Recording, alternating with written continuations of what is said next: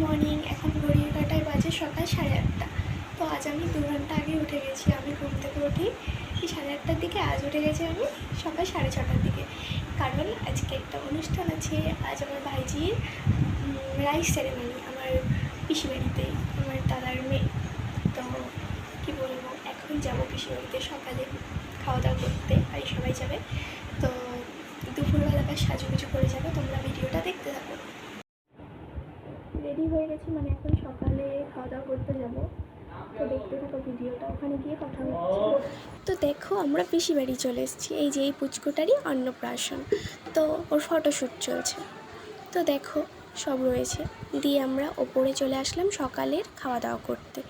তো তারপর চলে গেলাম বাবাকে নিয়ে হসপিটালে, চাঁদপুর হসপিটাল। কয়েকদিন আগে বাবাকে কুকুরে কামড়েছে। কি বলবো, কার কখন বিপদ আসে কেউ বলতে পারে না।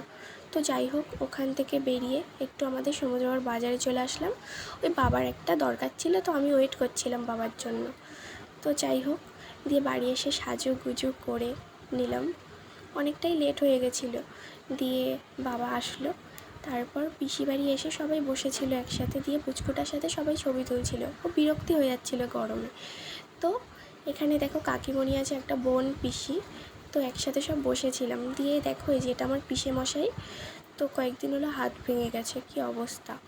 তো কাকিমণির সাথে কয়েকটা রিলস বানিয়ে নিলাম। আমিও সিঙ্গেল কটা রিলস বানিয়ে নিলাম। সব তো এখানে দেওয়া সম্ভব না। তারপর সব শেষে খেতে চলে গেলাম দুপুরবেলা। তো তারপর সব সেরে বাড়ি চলে আসলাম।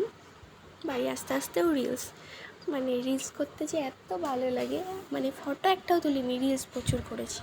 দিয়ে বাড়ি এসে বিকেলে ওপরে গিয়ে একটু ছবি তুলছিলাম। তো বাই বাই।